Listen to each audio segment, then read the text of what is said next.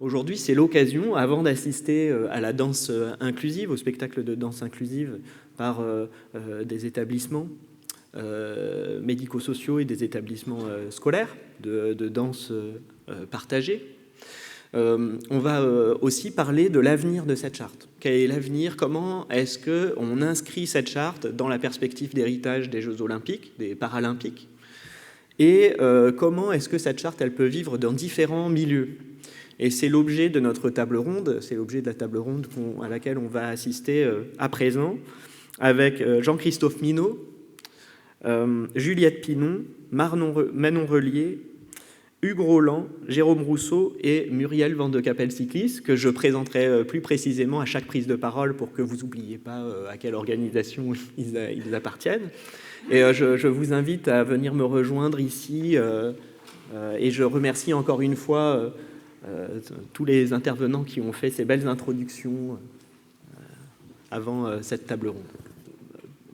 Je vais d'abord donner la parole à Juliette Pinon, qui est chargée de mission Jeux Olympiques et Paralympiques 2024 à l'URIOPS Île-de-France. Donc l'URIOPS Île-de-France qui a été également un grand soutien dans l'élaboration, la rédaction, la promotion de cette charte. Et donc, Juliette, comment l'URIOPS Île-de-France compte faire vivre cette charte? Quel est le sens de votre engagement dans la promotion des sports, enfin de l'accueil et de l'accompagnement dans le sport pour les personnes en situation de handicap, que ce soit du sport partagé, du handisport ou du sport dans les établissements médico-sociaux? Bonjour à toutes et tous. Effectivement, je m'appelle Juliette Pinon et je représente l'URIOPS. Donc, c'est une fédération qui regroupe des établissements sociaux, médico-sociaux et sanitaires qui sont privés non lucratifs. Et je crois que c'est un élément important puisque, quelque part, c'était une première base commune. C'est-à-dire que ce sont bien les associations, les fondations, c'est ce secteur privé non lucratif ou associatif qui va porter maintenant cette charte. Et je crois que c'est une première base en tout cas pour nous au niveau de l'URIOPS. La raison pour laquelle cette charte nous a tout de suite parlé, c'est que dans le cadre des établissements socio-médico-sociaux, donc qui vont œuvrer en fait au quotidien avec des personnes en situation de handicap, on peut citer APF, on peut aussi citer des associations qui vont être plus petites comme la résidence sociale. Voilà, ce sont des structures qui sont très hétéroclites, très hétérogènes. Cependant, il y a un espèce d'a priori qui existe sur le fait que dans ces établissements-là, on ne pratique pas de sport. Ce qui, quelque part, n'est pas tout à fait vrai. C'est plutôt qu'on va le pratiquer différemment, en ce sens qu'on va avoir des activités en interne avec des professionnels qui s'appellent des éducateurs et des éducatrices sportives. Et il se trouve qu'on en a de moins en moins des personnes et des professionnels qui s'occupent de cette dimension-là. Et c'est un élément aujourd'hui qui est extrêmement, finalement, prégnant et extrêmement douloureux pour beaucoup de professionnels dans ce secteur-là. Ce qui se passe, c'est qu'au-delà de l'interne, évidemment, avec le tournant dit inclusif des établissements sociaux, médico-sociaux, on ne va pas seulement développer le sport en interne, on va aussi aller vers l'extérieur. Et c'est là où cette charte, pour nous, c'est une ressource. Le mot a été dit tout à l'heure et c'est vraiment le sens de notre engagement au niveau de la charte. C'est que finalement, les professionnels du soin et de l'accompagnement vont faire feu de tout bois. Ils vont avoir besoin de la FSGT, par exemple, pour faire des pratiques partagées. Ils vont avoir besoin du handisport lorsqu'il y a besoin parfois de pratiques entre pairs. Ils vont avoir besoin du sport adapté, qui est aussi un acteur qui est important dans la scène sportive. Ils vont avoir besoin des fédérations unisport parfois. Et en fait, c'est vraiment quelque chose qui nous anime et qui, je crois, ressort dans cette charte-là. C'est l'idée que le handicap est de manière générale, en fait, un élément qui nous amène plutôt à travailler ensemble et à être créatifs dans les pratiques. Donc nous, c'est ça qu'on essaye de porter.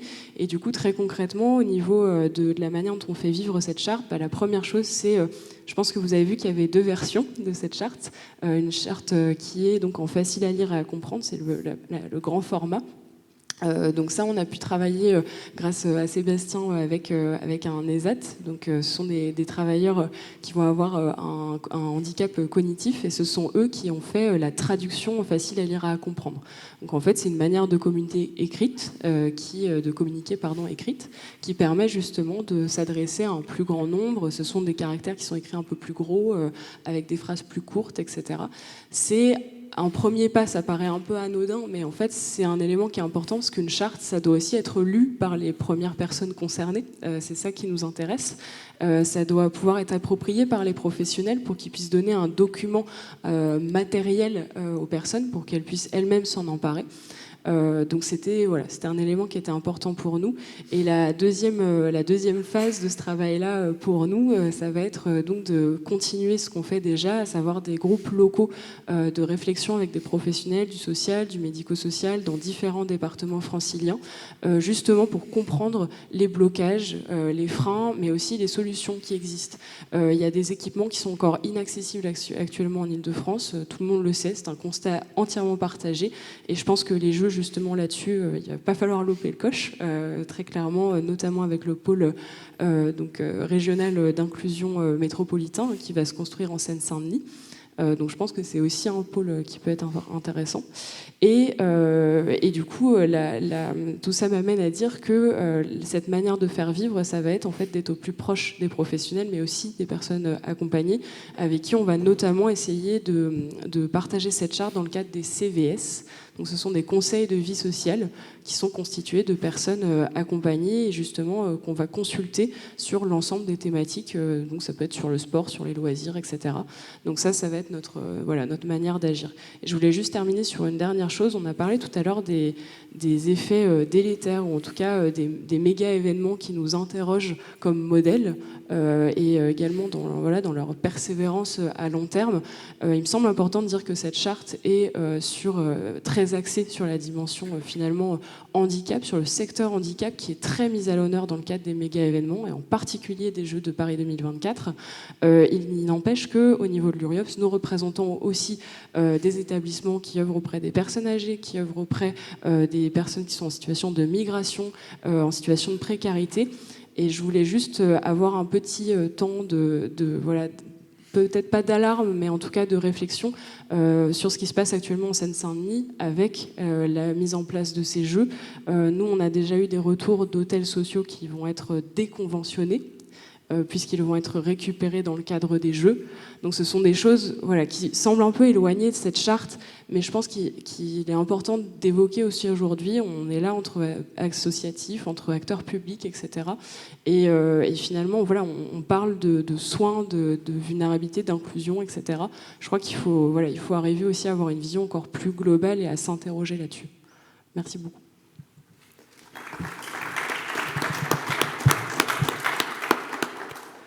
Alors, merci beaucoup Juliette Pinon de nous inviter à avoir cette vision plus globale. Quand on parle d'inclusion, effectivement, on ne va pas mettre de nouvelles frontières aux personnes qu'on inclut et qu'on exclut. Enfin, donc, c'est une démarche qui est intéressante.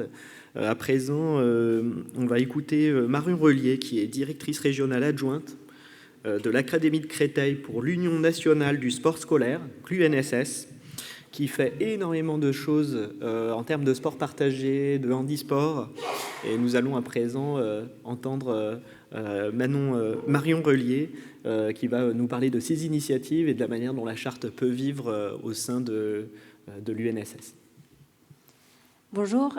Effectivement, donc, je représente aujourd'hui Monsieur Vauzeil, qui ne pouvait pas être présent, qui est directeur national adjoint de l'UNSS.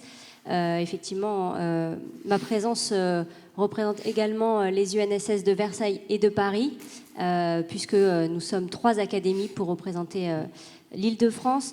L'idée, en fait, d'être présent sur cette table ronde, c'est de vous présenter également ce que peut faire le sport scolaire pour rendre accessible à tous et à toutes l'activité physique et ou la compétition, puisque notre cœur de métier, c'est bien la rencontre au-delà de l'aspect compétitif uniquement. Donc nous sommes une fédération multisport, c'est-à-dire que nous proposons à l'ensemble des élèves qui sont en collège ou en lycée, mais également à des élèves qui sont affiliés chez nous et qui sont en structure spécialisée, différents types de pratiques.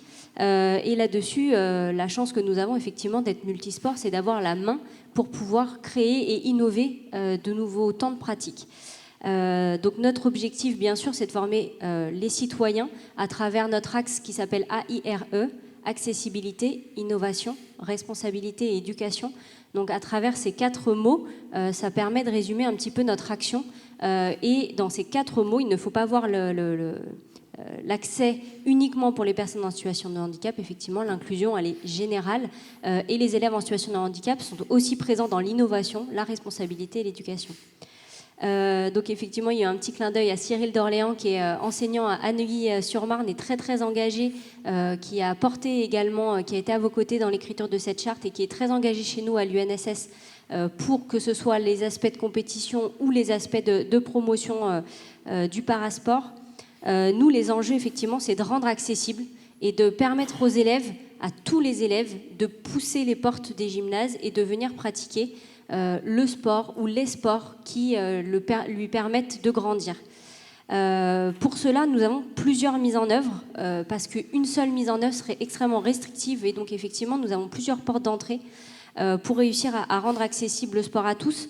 Ça passe assez bizarrement, non pas que par la pratique, mais aussi par de l'aide à l'accès au matériel.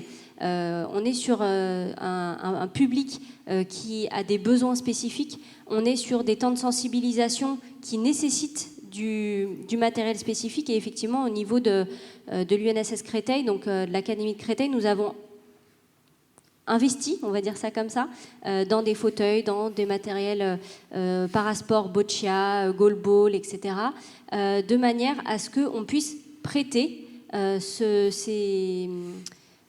matériel aux associations sportives des collèges et des lycées pour différents types. Des fois, c'est pour des projets longs et des projets structurés, mais c'est aussi parfois pour de la sensibilisation et des one-shots de découverte de pratiques parasportives. Donc ça, c'est un point qui est assez important parce que en fait, le matériel, il n'est jamais au service, il est toujours dans les collèges et les lycées. Et il y a une forte demande, donc on voit bien que les mentalités changent. Bien sûr, notre cœur de métier, c'est la rencontre sportive, et donc nous avons plusieurs manières d'amener l'élève en situation de handicap à rencontrer les parasports et le sport de manière générale. Nous avons bien sûr le format sport partagé qui a été évoqué tout à l'heure, qui est chez nous le format compétitif, qui est le plus inclusif possible, puisque les équipes de sport partagé sont constituées d'élèves valides et d'élèves en situation de handicap qui se rencontrent autour d'une même activité. Donc ça peut être n'importe quelle activité sportive, il n'y a pas de barrière. Et c'est à nous, enseignants d'EPS et experts de l'activité, de nous adapter et de mettre en place des compensations, qu'elles soient matérielles, les différentes possibilités didactiques que nous offrent les activités sportives, de manière à rendre la formule de compétition équitable. Mais ce n'est pas à l'élève de rentrer dans une classification, c'est plutôt à nous de nous adapter. Donc ça, c'est le format sport partagé qui existe. Et effectivement, il existe à tous les niveaux, de l'association sportive, donc oser passer les portes, ou que le prof de PS vienne vous chercher pour vous dire l'association sportive est également ouverte pour les personnes en situation de handicap, jusqu'aux organisations UNSS, départementales, académiques, ou voire même nationales. L'année dernière, 230 équipes ont pu participer au championnat de France de sport partagé dans toutes les activités que nous pouvons proposer. Nous avons également un programme qui a été mis en place avec mes collègues de Paris et de Versailles, mais également avec le comité FFH et la Ligue FFSA. Ce sont les journées Parasport et moi. Ça, c'est un nouveau programme effectivement qu'on a lancé sur l'initiative de Julie Ruel de la FFH, de la FFSA, qui nous a dit est-ce qu'on ne pourrait pas imaginer une rencontre par mois, partout en Île-de-France, sur des activités différentes.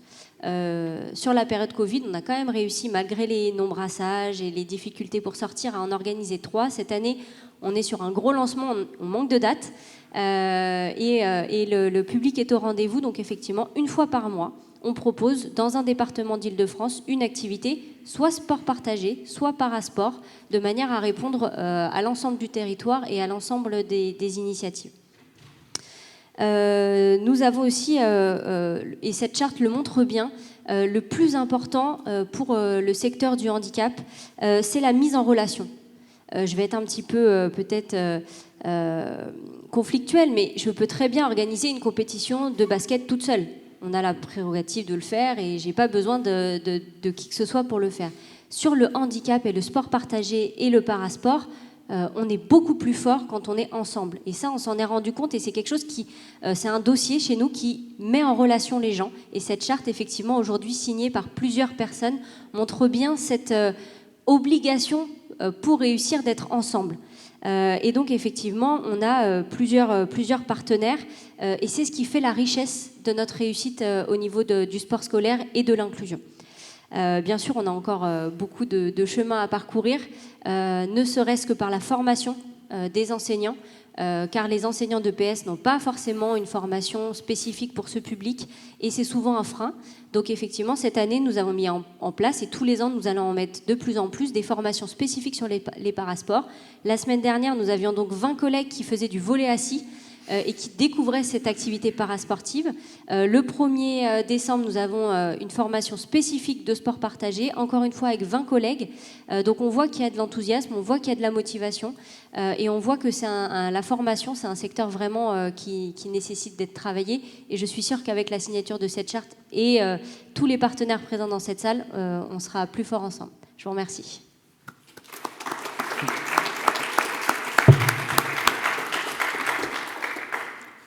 Merci beaucoup, Marion Relier.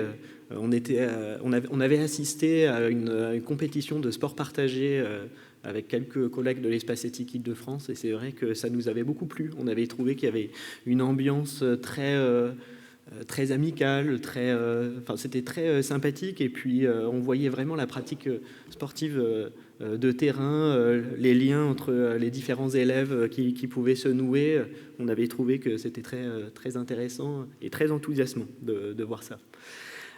Alors, vous avez ouvert sur la formation des enseignants. Alors, on va écouter à présent Hugues Roland, secrétaire général adjoint de la conférence des directeurs et doyens d'UFR STAPS. Et on va voir, grâce à vous, que effectivement, dans la formation, dans la recherche, dans les STAPS, on parle beaucoup de sport partagé, de handisport et de pratiques sportives adaptées. Merci pour ce passage de relais. Donc en effet, les STAPS, c'est les sciences et techniques des activités physiques et sportives. On est organisme de formation au sein de l'université. Donc 60 structures en France qui forment au métier du sport, à tous les métiers du sport. Et donc vous m'avez demandé de répondre à trois grandes questions finalement. Donc pour commencer sur les enjeux, les enjeux de cette charte, et notamment dans l'accueil et l'accompagnement des personnes en situation de handicap. Donc pour nous, le premier enjeu, c'est améliorer et accentuer les impulsions qu'on peut avoir au niveau de la formation et de la recherche. Alors la formation, c'est très simple aujourd'hui. On a une formation à PASS, activité physique adaptée santé. Donc on forme à ces métiers-là. Vous en manquez, venez taper à la porte de la C3D STAPS. On forme des corps d'enseignants APA tous les ans à niveau Bac plus 3. Et donc vous allez pouvoir trouver de la ressource sans aucun problème.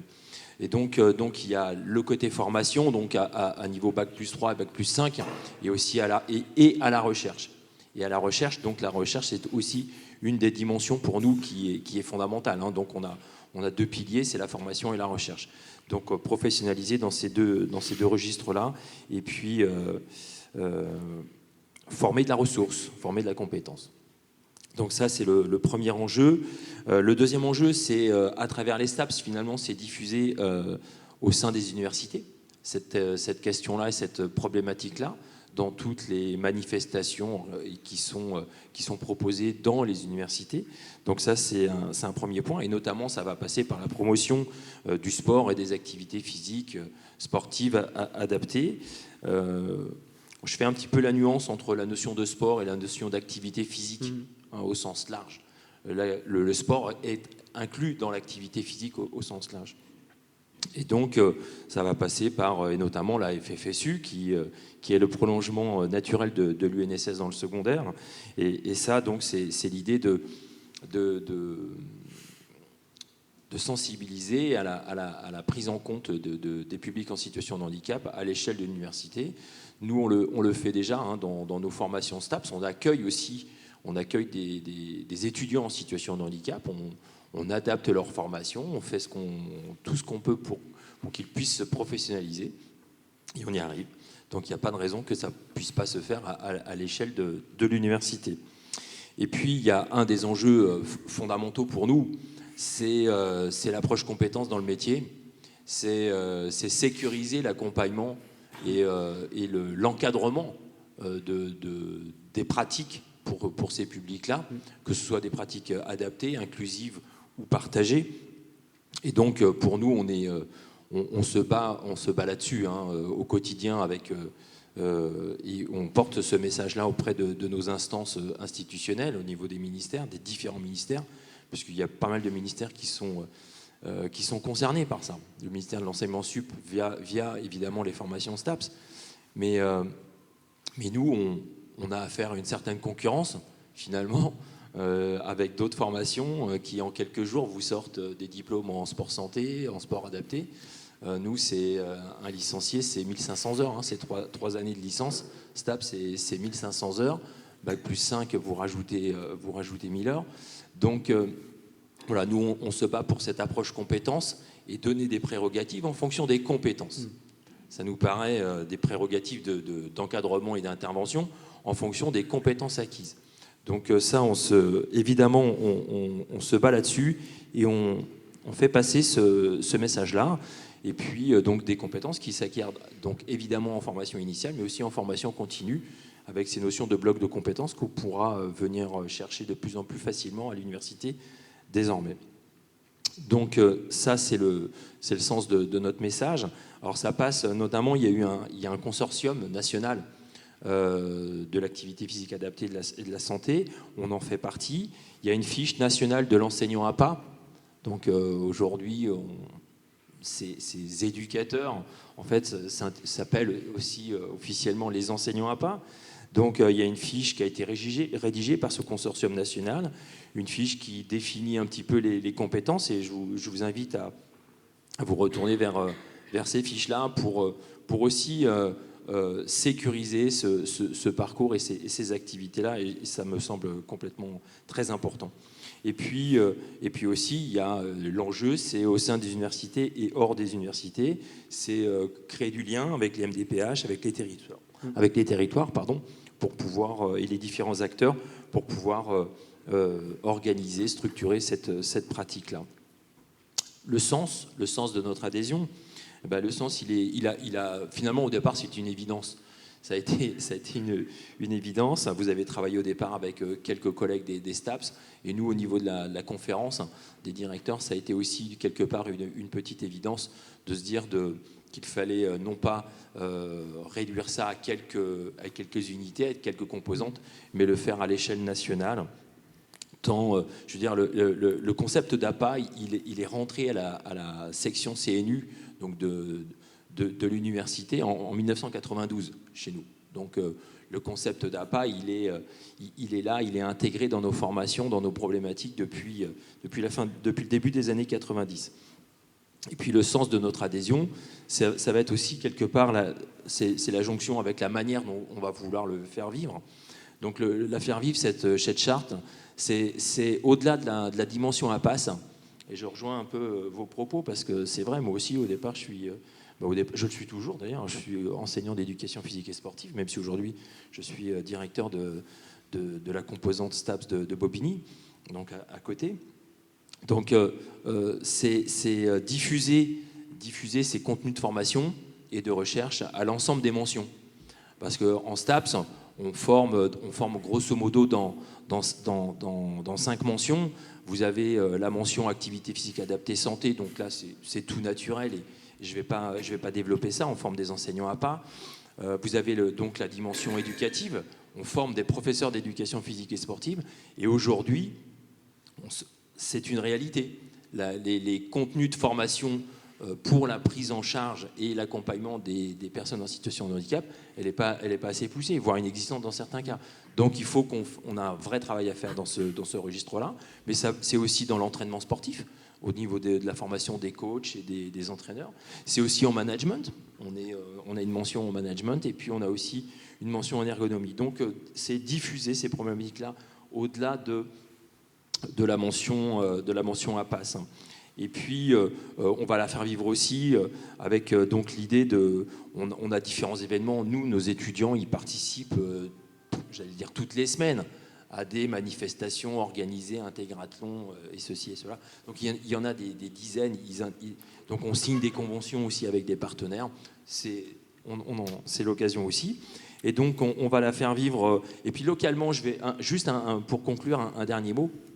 Localement, donc moi je suis directeur à Bobigny, et donc Bobigny, on va accueillir le Prisme, et donc le Prisme, donc le pôle de référence inclusif sportif métropolitain, donc à Bobigny, au stade de la Motte, en face de notre campus, en fait, on a juste la rue à traverser, et donc ce Prisme pour nous va être un outil fantastique, un outil fantastique, un espace extraordinaire.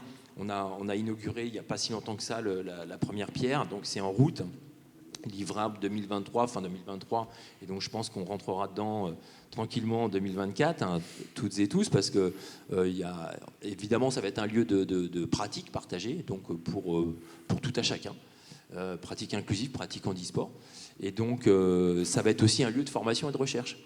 Donc nous, l'université Sorbonne Paris-Nord, et en particulier son STAPS, on va investir ce lieu pour encore mieux former, si c'était possible, c'est un petit clin d'œil, et en tout cas développer la recherche dans ce domaine-là. Voilà, je vous remercie pour votre écoute.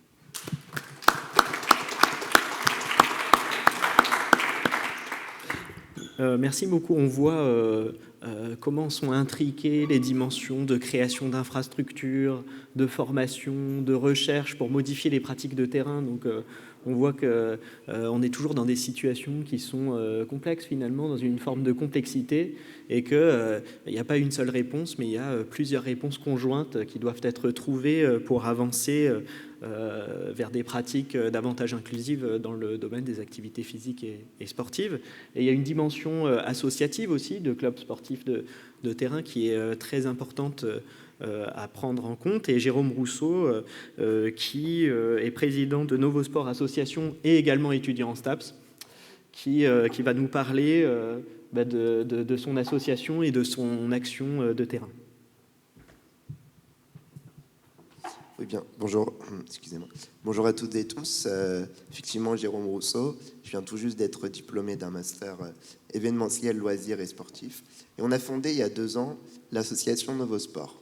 Pourquoi ? Parce qu'on s'est dit, bon, il y a des choses très bien qui sont faites par la FFSA, par la FFH, mais est-ce qu'on ne pourrait pas finalement essayer d'imaginer ensemble et d'appuyer sur les compétences des professionnels en activité physique adaptée de nouvelles créations. Donc, quand on parle de nouvelles créations, c'est-à-dire des choses très simples, pour être très concret, on va réinventer le sport, on va appuyer sur les compétences de chacun et de chacune pour mettre en avant et faire corps. Donc, quand on a dit ça, on n'a rien dit. C'est-à-dire qu'il faut prendre un bout de papier et dire, OK, quels sont les besoins de chacun et avoir du matériel.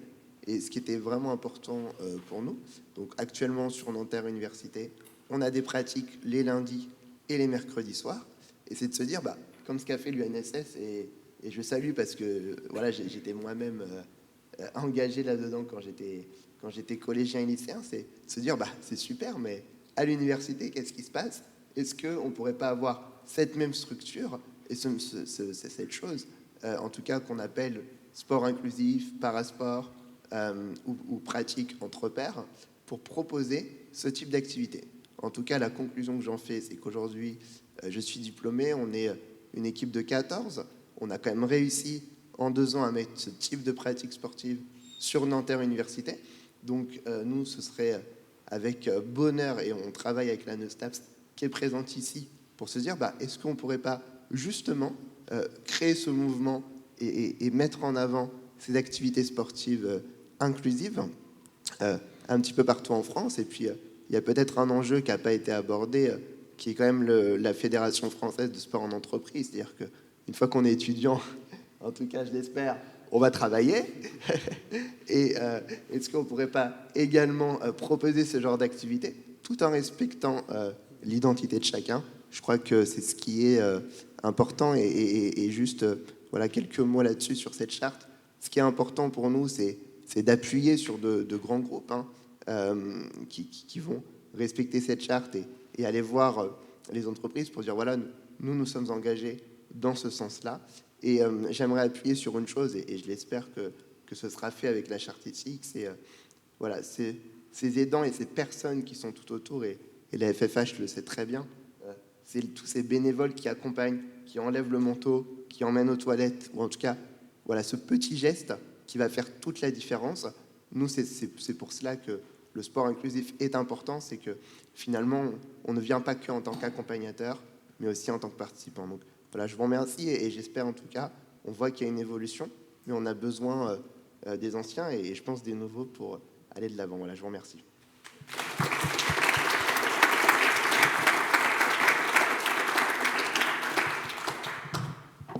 Bon, merci beaucoup, Jérôme Rousseau. On voit qu'il y a aussi des petites choses qu'on peut faire. Enfin, vous disiez enlever le manteau, ça semble tout naturel, mais encore faut-il y penser. Non, c'est pas naturel. Faut-il généralement, les exactement. gens qui font de la boccia, des sports comme cela, c'est des gens qui sont grandement handicapés et donc ont obligatoirement besoin d'aide. Et ces gens, ces personnes qui sont là bénévolement, n'ont pas de statut, ce qui n'est pas normal. Donc, vous avez commencé à entendre l'intervention de Muriel Van de Capelle, cycliste, qui est vice-présidente de la Fédération française. Oui, il m'a ouvert la handisport. porte parce que c'est des choses que l'on vit tous les jours, quoi. Donc, effectivement, et on vit ça depuis 40 ans, quoi. Et c'est très peu évolutif. Alors moi, je suis Muriel Van Capelle, cycliste. Je représente Madame Guylaine Vestelin, qui est la présidente de la Fédération française handisport. Et je suis également ancienne athlète de haut niveau handisport. Donc, je sais de quoi je parle quand je parle des jeux, puisque j'ai fait 4 jeux et que j'en ai participé à 10. Donc, le sens de la participation et de l'engagement de la signature de cette charte pour la fédération, c'est que cette fédération va fêter ses 70 ans en 2024. Et donc, c'est sa mission. Donc, c'est une évidence pour nous de prendre part à cette charte, puisque le sens de la charte, son objectif, c'est l'accueil et l'accompagnement des personnes handicapées dans les activités physiques et sportives. Et c'est bien notre vocation, c'est notre job, quoi. Donc, oui. C'est la mission d'utilité publique, c'est participer à ce collectif est très stimulant et encourageant. En fait, maintenant, la Fédération française handisport, et même je pense que la Fédération française de sport adapté, on se sent un peu moins isolé maintenant, parce que justement, tout le monde s'y met. Voilà, il n'y a pas que nous, et tant mieux, tant mieux. On ne jalouse pas, au contraire. Du moment qu'on s'unisse tous, moi je trouve ça génial.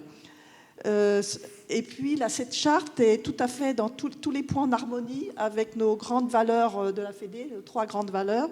D'abord la singularité, parce qu'il est essentiel en fait de prendre en compte les particularités des pratiquants pour les accueillir et qu'ils puissent bénéficier d'une offre sportive sécurisée et adaptée à ses capacités. Je reviens à la formation des STAPS, très importante, et justement une formation vraiment adaptée, et pas en 15 jours effectivement, mais une vraie adaptation, parce que c'est important. Si on veut garder les personnes, ils sont déjà handicapés, alors si en plus vous les esquintez derrière par des mauvais gestes, des mauvaises façons, c'est clair que ça ne va pas aller. Et cette approche individuelle est forte dans la charte et essentielle pour ne pas globaliser en plus et aborder le public en situation de handicap comme un tout sans nuance. C'est ça le sport partagé. Sur ce point, nous rappelons souvent, alors moi je dis tout le temps, l'inclusion ne se décrète pas, elle se construit. L'inclusion dans la vraie vie, elle n'existe pas. Elle n'existe pas, elle n'existera jamais, parce que nous avons nos spécificités, nous avons notre handicap et on doit gérer notre handicap. Et on ne peut pas demander à tout le monde d'être au même niveau que nous. Et nous, on ne peut pas être au même niveau que tout le monde. Quand vous avez des escaliers, vous avez des escaliers. Quand vous avez des très vieux bâtiments à Paris, très difficile de demander à ce qu'ils soient accessibles. Donc, dans la vie quotidienne, je peux vous le dire, l'inclusion n'existe pas. Quand vous allez faire vos courses, vous en rendez vite compte. Quand vous faites du sport, c'est pareil. C'est ainsi. Ça a beaucoup progressé, puisque moi, ça fait 40 ans que je suis en fauteuil, donc je peux vous dire que ça a énormément progressé en termes d'éducation, national, ça a énormément progressé, même s'il y a encore beaucoup à faire, parce qu'il y a encore beaucoup de parents qui sont obligés de se battre, beaucoup de personnes en situation de handicap, pour intégrer ne serait-ce que l'école primaire, c'est compliqué. Et après le collège, le lycée et les études supérieures. Vous avez énormément de personnes en situation de handicap qui abandonnent les études parce qu'ils n'en peuvent plus. Les parents n'en peuvent plus de se battre. Voilà, c'est la vérité. Moi, je l'ai vécu en tant qu'étudiante puisque j'ai eu mon accident à 15 ans. Donc, j'ai vécu toute cette période-là. C'était très compliqué et je me rends compte que tant d'années après, c'est toujours pratiquement aussi compliqué. C'est la réalité de la vie. C'est pour ça que moi, l'inclusion, c'est un mot. Je sais que les gouvernements, les politiques aiment ce mot. Moi, je leur dis sans arrêt, elle n'existe pas. Venez faire les courses avec moi, venez. La culture, elle n'est pas accessible la plupart du temps pour les personnes handicapées. Là, c'est une salle incroyable qu'elle soit accessible. Mais la plupart des théâtres, allez dans les théâtres, allez dans les cinémas, vous avez donc des gens qui vous acceptent avec beaucoup de gentillesse, mais vous en avez qui vous refusent pour des raisons de sécurité, etc. Voilà, c'est ça la vie des personnes en situation de handicap. Alors, après, je vais continuer. Maintenant, c'est mes petits commentaires. Alors, une autre valeur de la FFH, c'est l'autonomie aussi, parce que les bienfaits du sport dans le parcours d'une vie d'une personne en situation de handicap, c'est lui permettre de développer ses capacités physiques et d'améliorer son indépendance. Et ça, c'est essentiel, parce que souvent, on ne l'apprend pas, ça, dans les centres de rééducation. On apprend l'essentiel, c'est-à-dire se remettre dans un fauteuil, mais on n'apprend pas l'indépendance, l'autonomie, c'est pas vrai. Quand vous sortez d'un centre de rééducation, vous n'êtes pas autonome, c'est pas vrai. Et le sport vous l'apporte, ça, l'autonomie. Et la troisième valeur de la fédération, c'est bien entendu l'accomplissement. L'accomplissement par le sport, l'épanouissement par le sport, mais aussi le sport permet aussi l'épanouissement, souvent nous amène à l'intégration professionnelle.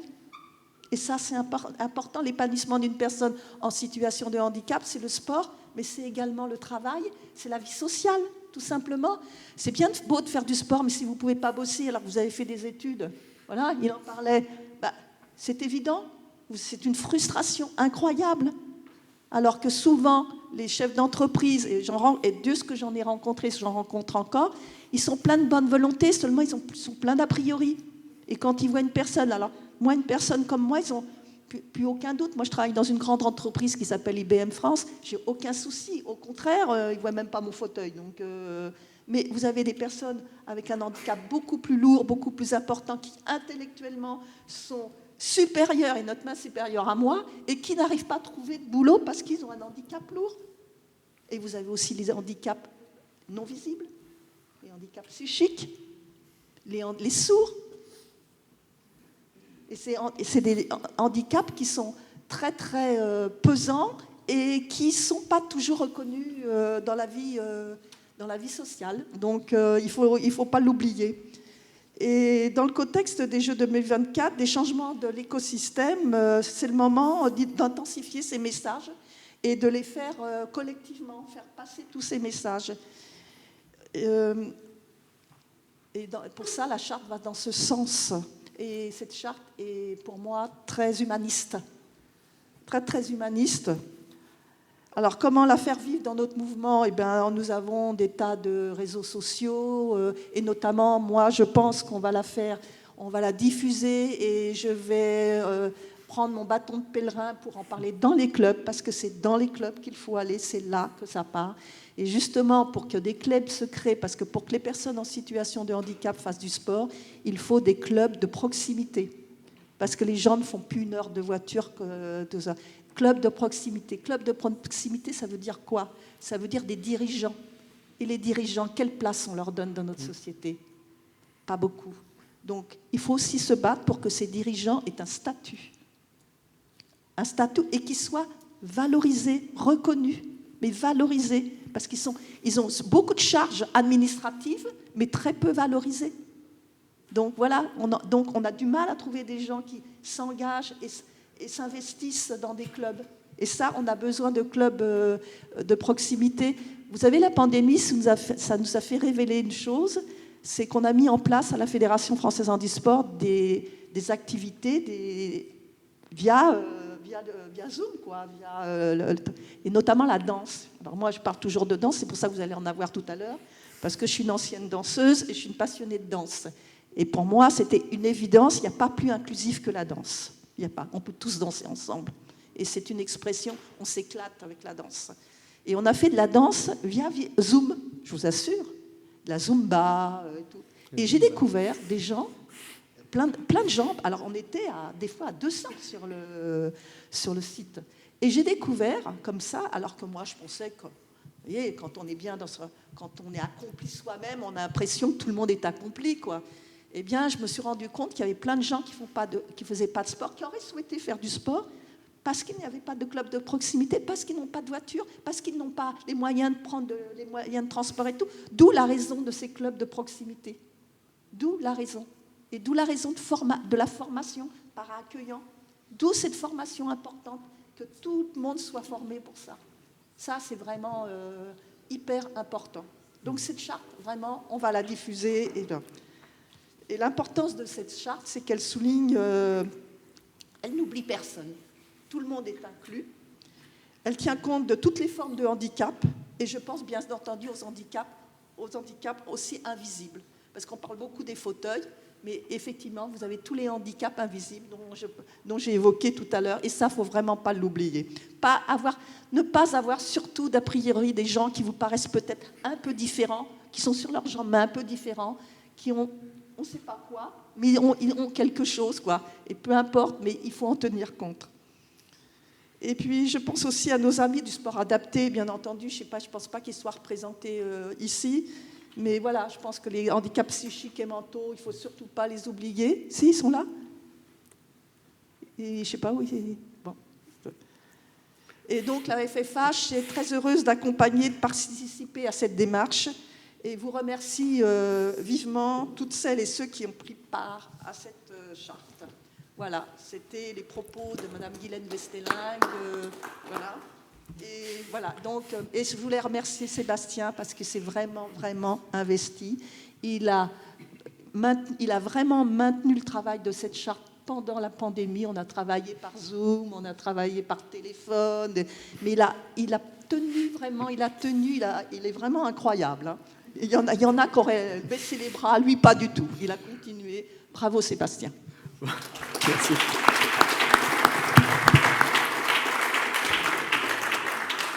Merci. Alors c'est nous aussi, tout le groupe de travail qui te remercions pour toute l'énergie et tout l'engagement que tu as mis et que tout le monde a pu constater, je pense, dans cette salle pendant ton intervention.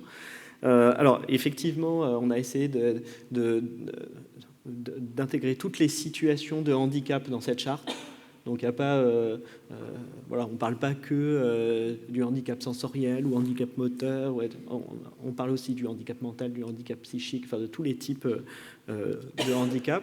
Et puis la FFSA, donc la Fédération française de sport adapté, s'est aussi jointe à nous et a signé cette charte. Il me semble qu'il y a un représentant, peut-être qu'il pourra nous dire un mot tout à l'heure s'il le souhaite, en tout cas. Et puis à présent, je vais donner la parole à Jean-Christophe Minot, qui est médecin, chercheur spécialiste de santé publique à l'Institut Ciel Bleu, et qui va nous présenter l'importance de ces activités physiques dans un sens plus large, adaptées dans cette structure, dans cette association. Merci beaucoup, Sébastien. Donc, Ciel Bleu a participé en fait à la rédaction de la charte avec Colline Le Bolloc, qui est responsable du plaidoyer, qui peut pas être là aujourd'hui. Alors effectivement, le sens de cette charte pour Ciel Bleu, on va dire, il est central, dans le sens où Ciel Bleu, donc c'est une association à but non lucratif, loi 1901, et en fait qui a pour principe en fait trois mots qui sont centraux pour nous, qui sont l'accessibilité, le professionnalisme et l'innovation.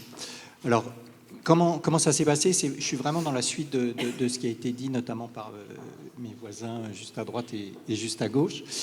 Puisqu'en fait, Ciel Bleu est né en 1997 avec 2 étudiants qui sont sortis de STAPS et qui voulaient travailler, mais auprès des personnes qui étaient dans des situations de handicap, mais des personnes âgées, c'est-à-dire des personnes qui étaient en EHPAD. Et donc, ils sont allés voir des EHPAD. Et on leur a dit, mais vous êtes fous, qu'est-ce que voulez-vous faire avec ces personnes-là? Vous avez vu dans quel état elles sont. Elles étaient effectivement en situation de dépendance, voire de très grande dépendance, en fauteuil. Et finalement, à quoi ça sert tout ça? Donc ils n'ont pas baissé les bras, et en fait, ils ont commencé bénévolement. Donc voilà, comme souvent, engagés, militants, bénévolement. Ils ont gagné leur vie à côté. Et ils ont réussi, grâce au Conseil général d'Alsace, c'était à Strasbourg, à pouvoir avoir des emplois jeunes. Donc ils ont commencé en emploi jeune et on leur a dit, vous avez 6 mois, vous avez 12 établissements et vous voyez avec eux, et si ça marche, ça marche, si ça marche pas, ça marche pas. Au bout de 6 mois, il y avait 11 établissements qui ont continué. C'est comme ça que l'association a été créée. Ils ont créé l'association pour pouvoir intervenir auprès des personnes de ces personnes en situation âgées, en situation de handicap et dépendantes. Et un jour, le directeur de la 12e maison les appelle. Donc ils sont très étonnés, ils disent, bon, bah, peut-être qu'il va nous demander de continuer, c'est super, etc. Et il leur dit, bah, écoutez, j'ai 3 problèmes. Alors, ils disent, ah bon, qu'est-ce que vous avez comme problème? Bon, bah, j'ai les dernières nouvelles d'Alsace qui sont à la porte, qui demandent pourquoi vous avez arrêté les activités physiques et sportives adaptées dans la maison. Alors ils disent, ah ben, on est désolé, c'est pas nous, etc., etc. Mais en même temps, ils étaient assez contents. Et quel est votre deuxième problème? Mon deuxième problème, c'est qu'en fait, là, j'ai une pétition de tous les résidents, de toutes les personnes, de leurs familles et des professionnels, pour que les activités recommencent. Donc là, ils étaient déjà plus contents, puisqu'ils voyaient que ça marchait. Et votre troisième problème? Eh ben, mon troisième problème, c'est qu'en fait, là, les personnes sont dans mon bureau et qu'ils ont dit qu'ils ne repartiraient pas avant que ça ait recommencé. Donc voilà comment ça a commencé, c'est-à-dire cette idée de pouvoir effectivement permettre aux personnes d'avoir un accès à ces activités physiques et sportives qui soient adaptées à leur situation de vie et qui leur permettent justement de vivre leur vie autrement. Et 25 ans après, en fait, Ciel Bleu est dans toute la France, auprès de 150 000 personnes toutes les semaines, avec 750 salariés qui, là, deuxième mot-clé, professionnalisme, sont tous issus de la filière STAPS-APA, c'est-à-dire formés ou en licence ou en master, avec un professionnalisme en fait issu de cette filière. Alors, pour Ciel Bleu, quel est le sens en fait? Le sens de tout ça, c'est d'abord continuer à travailler auprès de ces personnes qui sont en situation de handicap. En particulier, Ciel Bleu intervient pour 10% des personnes auprès d'établissements, effectivement, qui font partie du RIOPS, etc. etc. Ciel Bleu s'investit aussi à innover, donc c'est le troisième mot, c'est-à-dire à inventer des nouvelles pratiques auprès de ces personnes. Donc, par exemple, des nouvelles pratiques, ça peut être qu'on a développé qui s'appelle de la gym sur chaise ou de la gym autour de la table, qui sont effectivement des activités qui sont possibles. Des activités qui, par exemple, pour des personnes, à nouveau, je reprends l'exemple des personnes qui sont dépendantes en EHPAD, leur permettent à nouveau de pouvoir regagner une forme d'autonomie, c'est-à-dire elles ne pouvaient plus manger elles-mêmes, elles réapprennent ces gestes pour manger, pour s'habiller, pour se coiffer, qui leur changent la vie, en fait. L'innovation, c'est aussi le fait de pouvoir développer, et c'est ce qu'on a essayé de développer notamment au sein de l'Institut Ciel Bleu, avec les personnes, un matériel qui n'est pas un matériel sportif, mais qui est un matériel pour de l'activité physique adaptée, pour de la gym adaptée, qui soit fait spécialement pour elles. Donc on l'a développé avec elles, etc., etc.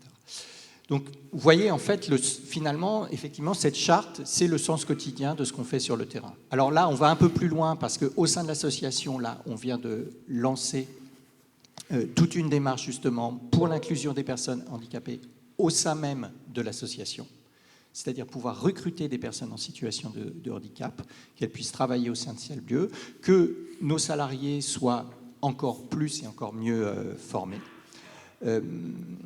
Et puis, le sens aussi de cette charte, c'est que dans le cadre des futurs Jeux olympiques, on va avoir des projets en fait, de championnat qui existaient déjà au sein de Ciel Bleu, qui étaient organisés notamment dans la région sud-ouest, dans des résidences-services ou dans des EHPAD ou dans des établissements pour personnes en situation de handicap, qu'on va faire en collaboration avec certaines fédérations sportives, donc la Fédération française de rugby, pour que toutes les semaines, finalement, ces personnes puissent être initiées à ce type d'activité physique et sportive de manière adaptée.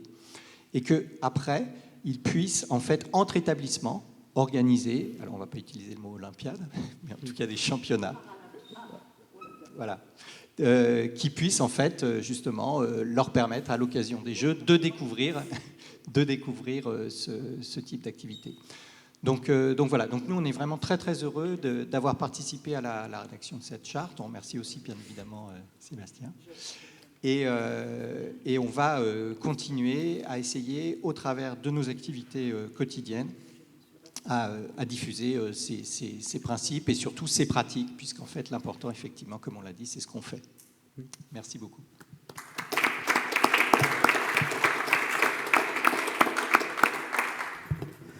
Alors, je remercie nos 6 intervenants de cette table ronde qui nous ont montré à la fois la diversité d'applications possibles de cette charte et la synergie entre toutes ces différentes dimensions. Je pense qu'il faut à la fois penser la diversité quand on est dans ce qu'on appelle le champ du handicap. On parle toujours de diversité naturellement entre différents types de handicap, différents types de structures.